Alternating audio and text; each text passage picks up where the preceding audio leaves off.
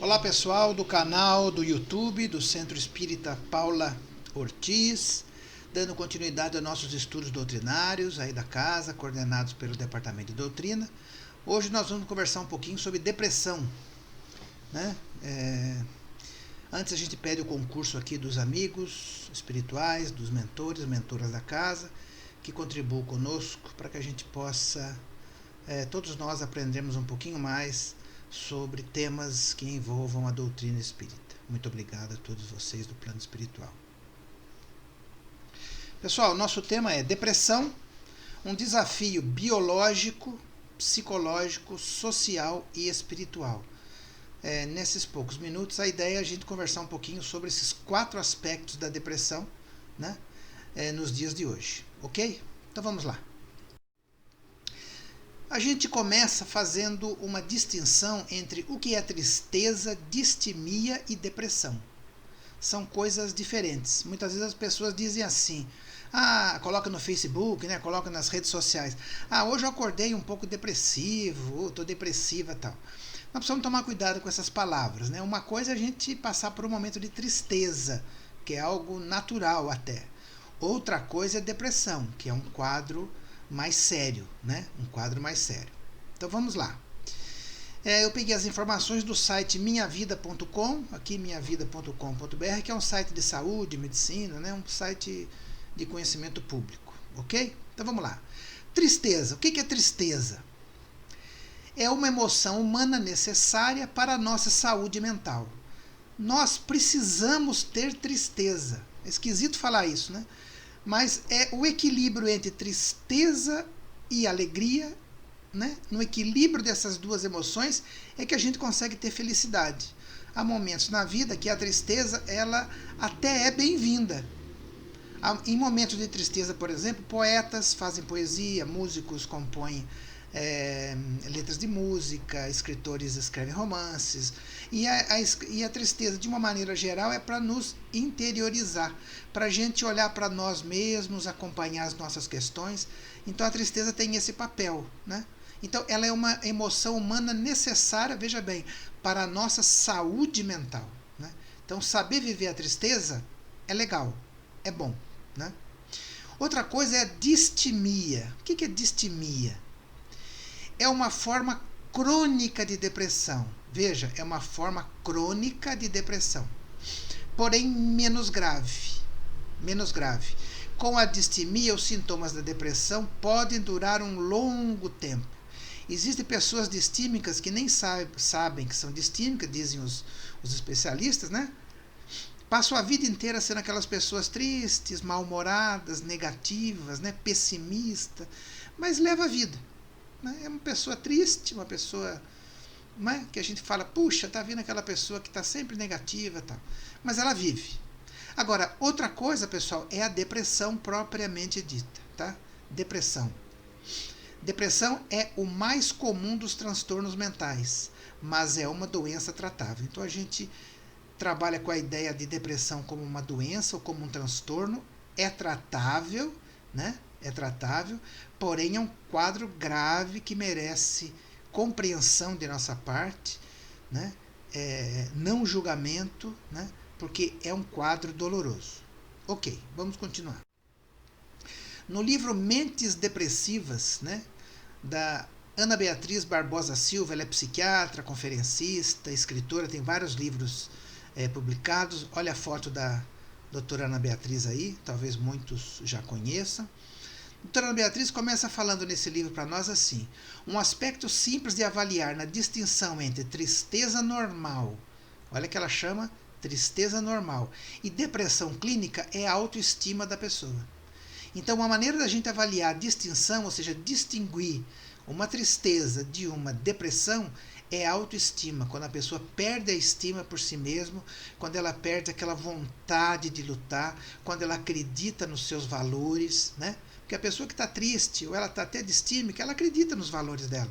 Passa por momentos difíceis, mas quando a pessoa perde a autoestima, nós estamos falando em perda aqui, perda desse amor, por esse respeito e carinho por si próprio, aí é um problema sério, ok? Continua a doutora Ana Beatriz. Quando as pessoas estão vivenciando uma tristeza normal, apresentam pensamentos negativos, mas não se veem capazes de tocar a própria vida. Então, pensamentos negativos é normal na tristeza, é normal ter na distimia, mas elas tocam a vida. A pessoa vai trabalhar, vai estudar, cria filhos, é aquela pessoa triste, mal-humorada, negativa, né?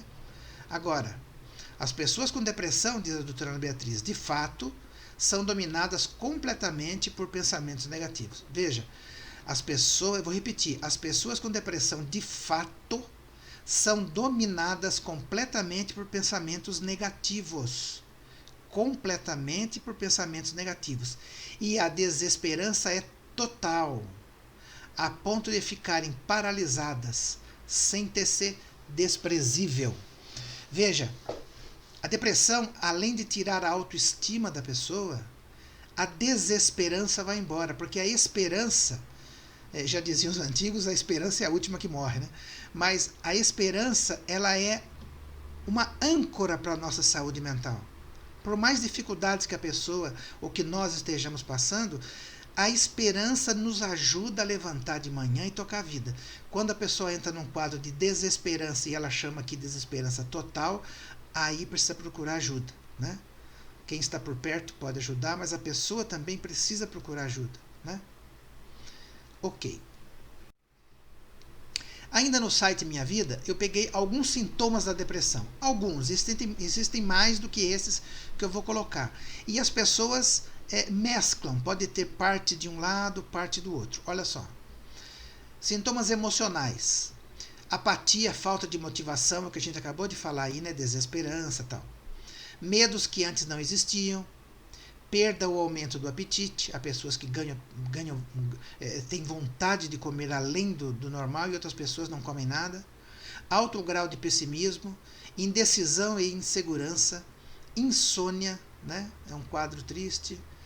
Falta de vontade de fazer atividades antes prazerosas, isso aqui é bom ficar de olho. Atividades simples, tomar um simples café, a pessoa perde esse prazer, esse gosto, né? Sensação de vazio, é uma questão complicada, né? Irritabilidade, muitos depressivos passam por altos graus de irritação, né? Raciocínio mais lento, esquecimento, ansiedade e angústia, que é um quadro dificílimo, né? Ansiedade e angústia são faces da mesma moeda, e vontade de morrer, né? Eu assinalei a vontade de morrer para a gente voltar a falar sobre isso já já. Agora, alguns sintomas físicos, né? Aqui o quadro emocional, né? Quadro emocional. Agora, sintomas físicos. Dores de barriga, má digestão, azia, constipação, flatulência, tensão na nuca e nos ombros, né? Questões musculares, dor de coluna, lombalgias e por aí vai, né? Dores de cabeça, dores pelo corpo, né? Que dificulta a vida de muita gente. Pressão no peito. Essa questão do pressão no peito está muito ligada à ansiedade e angústia, né? Aquela sensação de sufocamento, né? Queda da imunidade, o que pode trazer complicações para outras doenças, né? E etc. Vejam, são vários os sintomas, né? Claro que quem vai avaliar tudo isso é um especialista, geralmente um médico, né? Mas a vontade de morrer é um fator importantíssimo na depressão. Porque, vejam só, depressão e suicídio, infelizmente, andam juntos. Infelizmente. É um quadro triste, é um quadro doloroso e perigoso. Veja só. A cada 40 segundos, uma pessoa desencarna por suicídio no planeta Terra, diz a Organização Mundial de Saúde. A cada 40 segundos, um irmão ou uma irmã nossa sai dessa existência pela via do suicídio, infelizmente. No Brasil, a cada 45 minutos. A cada 45 minutos. Então, é um quadro preocupante para as autoridades de saúde mental e para nós também, do movimento espírita, podemos dar nossa contribuição, como é o caso de falar sobre isso, falar sobre depressão, falar sobre sintomas, né, e tratamentos e por aí vai. Okay? Causas da depressão. possíveis causas, né? São várias. A depressão é denominada como uma síndrome. Por que síndrome? Porque pode possuir um conjunto de sintomas, como a gente viu agora, são vários. Então as pessoas podem mesclar parte física, parte emocional, né? Do quadro da sintomatologia da pessoa, né? Então, a depressão é denominada como síndrome e então classificado como doença psiquiátrica crônica. Ela não surge de uma hora para outra, ela é crônica, ela vem lentamente, né? Muitas vezes na infância. Hoje especialistas estão alertando para a depressão infantil, né? Veja, do ponto de vista materialista, as pessoas vão elencar uma série de culpados, pai, mãe, família, o mundo, mas nós espíritas sabemos que são espíritos que reencarnam com essa necessidade, né? E precisam da nossa compreensão para se tratarem, para se entenderem, né? A visão espírita, ela não está presa a essa visão materialista que quer achar culpado de tudo de uma maneira rápida. Não, não é assim. A gente sabe que não é assim, né? Não é assim. Há uma série de evidências, olha o que eles dizem, há uma série de evidências que mostram alterações químicas no cérebro do indivíduo deprimido, principalmente com relação aos neurotransmissores. Neurotransmissores são células do sistema nervoso, né? E há toda uma química, bioquímica envolvendo isso. Então, há uma série de evidências que mostram alterações químicas no cérebro. Então, nós temos que ficar de olho no corpo também, né?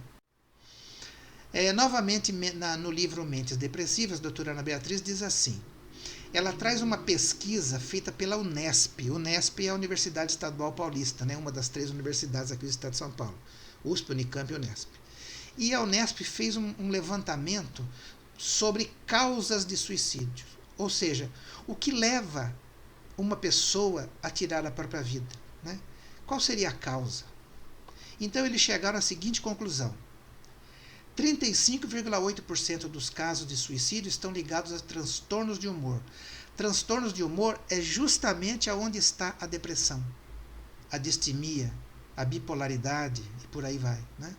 Então, veja, quase 1/3 dos casos estão ligados a transtornos de humor, né?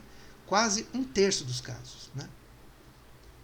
22,4% por uso e abuso de drogas. A dependência química também leva ao suicídio.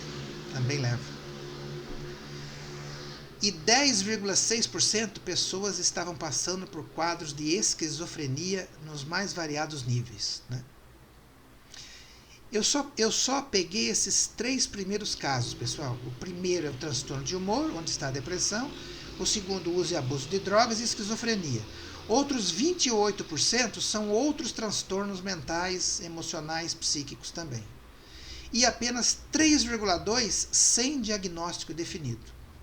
Então vejam, 96,8% das pessoas que tinham cometido suicídio, né, passavam por problemas psiquiátricos.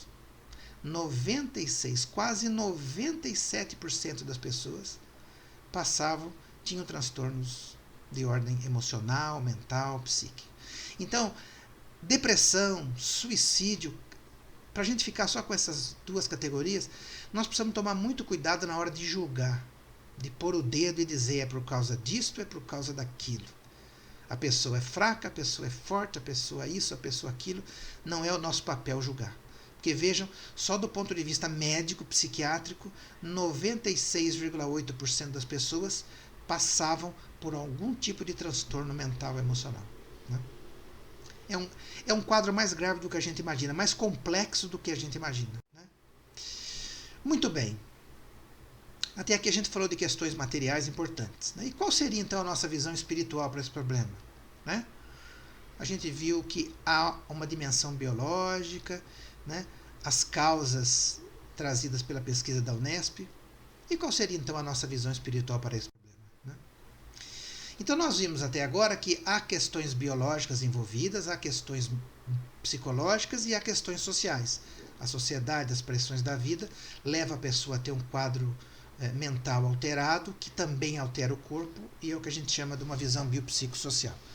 Mas agora, nós vamos colocar um outro aspecto, que é o aspecto espiritual.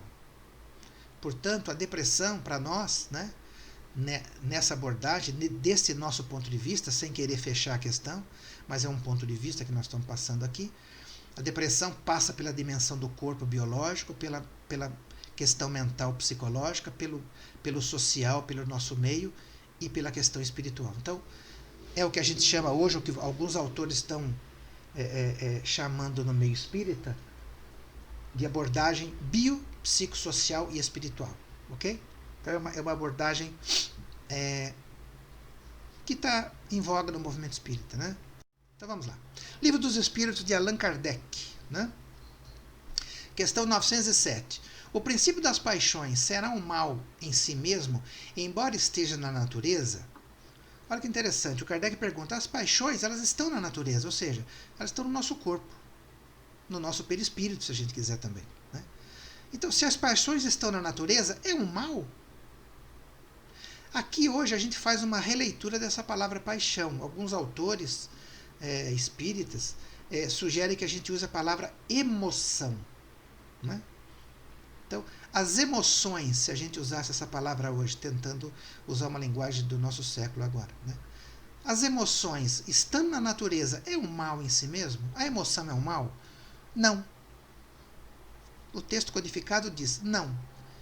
A paixão ou a emoção está no excesso, visto que o princípio que lhe dá origem foi posto no homem para o bem. O abuso que dela se faz é que causa o mal. Portanto, a emoção, que Kardec chamou de paixão, mas a emoção no lugar certo causa bem, o abuso causa o mal. Olhem a outra pergunta como é que fica, como ela complementa essa. A 908. Como definir o limite em que as paixões ou emoções deixam de ser boas para se tornarem más? Olha que interessante.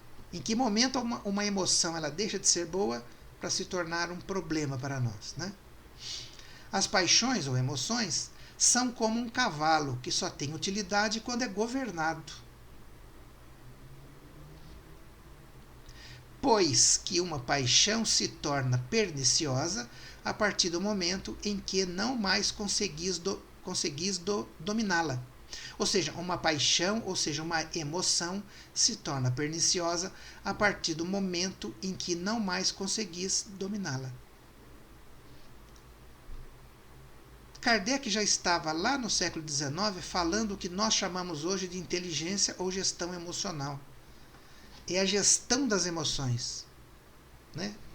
Inteligência emocional ou gestão emocional não é virtude, mas é uma luta de nós conosco mesmo. Então, o momento que aquela emoção vem, e ela pode vir de uma maneira descontrolada, a gente tenta administrar isso. Né? Eu não sei se todos assistiram esse filme-desenho, né? O Divertidamente, que eles mostram personagens representando emoções, ou seja, o medo, a carinha do medo aqui, da raiva, da alegria, do nojo, né? E da tristeza.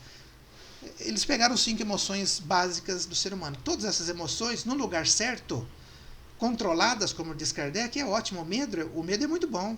Quem tem medo, olha a rua antes de atravessar para não correr nenhum perigo. Né? A raiva é ação. A raiva no lugar certo é ação. Né? É vontade. Né? Alegria no lugar certo, ótimo. Né? O nojo no lugar certo, nojo nos ajuda na higiene. Né? Quem tem nojo, toma cuidado com a higiene. E a tristeza ela também tem um papel, como a gente já viu. O que não pode é alterar demais essa tristeza, que a gente entra em quadros depressivos. Né? Então, as emoções são boas estando no lugar certo. Kardec e a psicologia estão juntos. Né? Na obra Iluminação Interior, de Valdo Pereira Franco e Joana de Ângeles, a Joana diz assim: a depressão pode ser resultado de fatores hereditários. Olha o biológico aqui. Como de ocorrências psicossociais e econômicas, de ansiedade e estresse, culpa atual ou anterior, conflitos e receios reais ou infundados, como também no caso de enfermidades graves, produzindo disfunções cerebrais nas suas áreas nobres, que resultam em perturbação das neurotransmissões. Portanto, Joana de Ângeles, junto com a psicologia e com a psiquiatria, trazendo informações para nós, olha aí. Tem fatores hereditários por trás da depressão, psicossociais, econômicos, ansiedade, estresse, culpa, conflitos. Ou seja, o quadro é muito grave para a gente banalizar, para a gente achar que é frescura, para a gente achar que é bobagem. Não é assim, é um quadro grave. Merece o nosso respeito. E se pudermos ajudar, muito bem. Se não puder ajudar, pelo menos, né, não cause maiores problemas para a pessoa. Né? Nós podemos falar hoje em 4 níveis de depressão. Quem traz essa informação é o Marlon Reikdal, que é espírita, palestrante, escritor, conferencista, no livro Cultivo das Emoções. Né? Nesse livro, o Marlon diz assim: existe uma depressão que é de nível leve. O paciente sofre com a presença dos sintomas, mas é capaz de desempenhar a maior parte das atividades. É o que nós falamos lá atrás sobre distimia. Né? Eu vejo que aqui está a distimia. A pessoa sofre com a presença dos sintomas, mas é capaz de desempenhar, ele toca a vida. Né? Já no nível moderado, né, o paciente aparentemente tem muita dificuldade para continuar a desempenhar as atividades de rotina. Aqui a pessoa já começa a ter problemas com a rotina, já há perda da qualidade de vida. Né? Então já é um quadro que a gente precisa tomar cuidado. Né? É um quadro que a gente já precisa tomar cuidado. Depois há o nível grave sem sintomas psicóticos. Vários sintomas são marcantes e angustiantes. Perda da autoestima e ideias de desvalia ou culpa, ideias ou atos suicidas. Vejam que aqui nós já estamos com não só ideias suicidas, mas os atos. É nesse quadro aqui. Né? Sintomas marcantes e angustiantes, ou seja, angústia. Veja que é uma síndrome, como foi dito atrás, porque é um conjunto de sintomas, né? Não é um aspecto só, são várias questões que precisam ser levadas em consideração.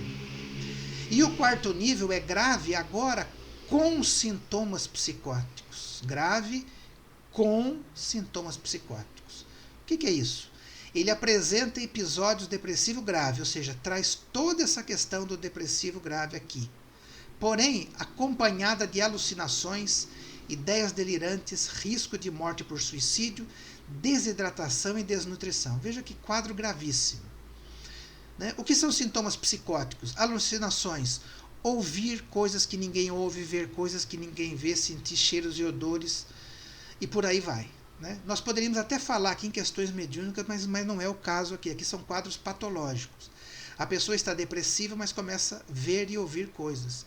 Além de ideias delirantes. A pessoa começa a achar que está sendo perseguida por ET, pela polícia.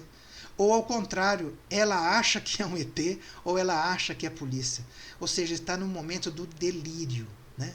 Veja como é difícil para um médico, psiquiatra fazer esse diagnóstico, porque ele pode interpretar que a pessoa não está depressiva, ela está com esquizofrenia. Mas na verdade ela não está com esquizofrenia, ela está com um quadro depressivo com sintomas psicóticos. É difícil, né? Talvez um psiquiatra um dia poderia fazer uma palestra para nós e nos mostrar esse quadro bem bacana para a gente. Né? Risco de morte por suicídio, como já constava ali no outro nível, né? E agora tem a questão da desidratação e desnutrição. Ou seja, se a pessoa morar sozinha, ela vai desidratar e vai ficar desnutrida e poderá morrer por conta disso. Né? No livro Depressão, Fé e Transtornos Mentais, o que você deve saber, né, do Paulo Miguel Velasco. Paulo Miguel Velasco, ele é psicanalista espírita de Niterói. Ele diz assim: clinicamente falando, depressão é uma doença como outra qualquer. Eu sei, ok. A depressão é uma doença, não é frescura, não é bobagem. Não é falta de tanque, não é falta de Deus, não é falta de nada disso. Depressão é simplesmente um transtorno. Não é? O cérebro não está bem. A gente sabe que o espírito que não está bem, mas nesse momento nós estamos encarnados. Então nós temos que olhar pela dimensão da doença, da dimensão da patologia também. Né? Também. Na clínica médica, veja, na clínica médica você jamais poderá falar a um tuberculoso: reaja, esqueça essa tuberculose e venha se divertir. A gente não fala isso para um tuberculoso, uma pessoa que está numa UTI. Você não chega e fala: vamos, sai, vamos Você não fala isso, a pessoa está completamente tomada pelo problema. Por que com a depressão a gente faz isso? Né? Por falta de conhecimento, que é a ideia da nossa casa fazendo esse estudo.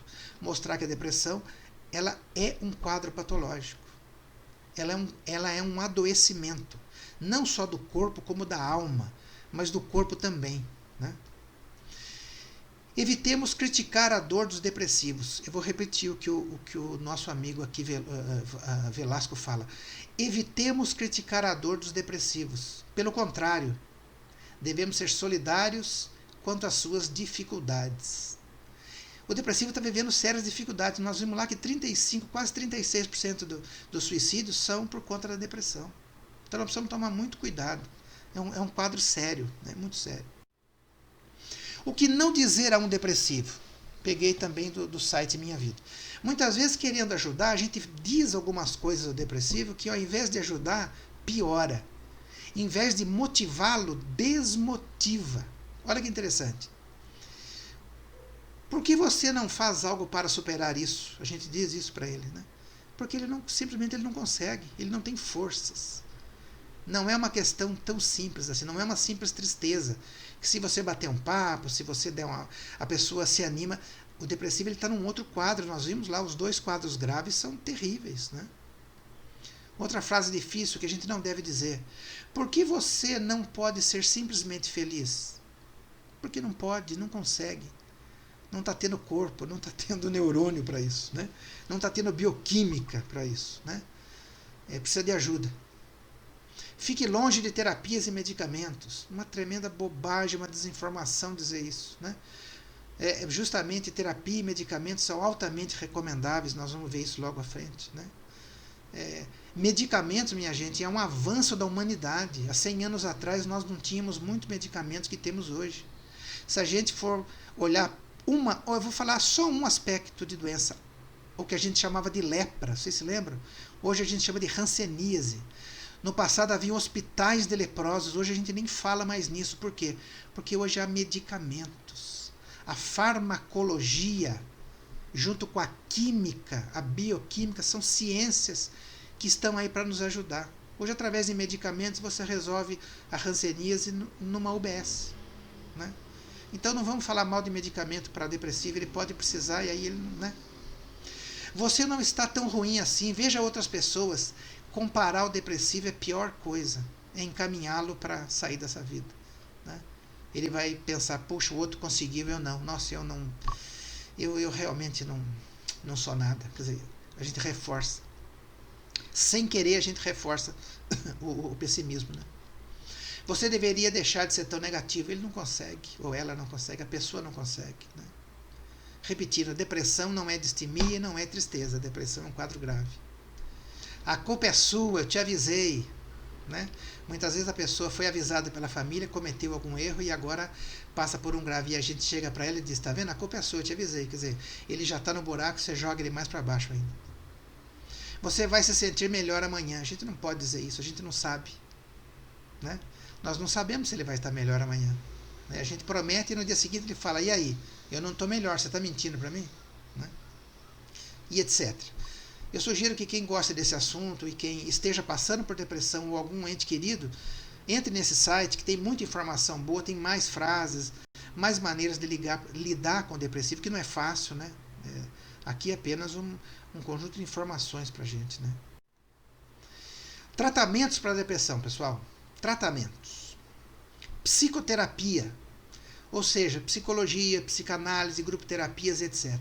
Psicoterapia é um processo para a pessoa repensar a si mesma, né? Pensar a vida, enfim. É um momento para ela desabafar, para ela tentar se ouvir, por aí vai. Medicina, psiquiatria, neurologia e medicações. Né? São momentos, recursos importantes para nós humanos. Né? E no nosso caso, a terapêutica espírita. Né? O passe, água fluidificada, palestra, cursos de formação, prece-terapia, leituras, né, evangelho no lar, trabalho voluntário e etc. Essas recomendações são da Joana de Ângeles, que é uma autora espiritual. Ela recomenda esse tripé, psicoterapia, medicina e terapêutica espírita ou uma outra espiritualidade. participar de um grupo de oração na igreja católica, participar de eventos budistas, enfim, não importa qual espiritualidade, né? No nosso caso, a terapêutica espírita. Ok? Muito obrigado, até a próxima, muita paz a todos.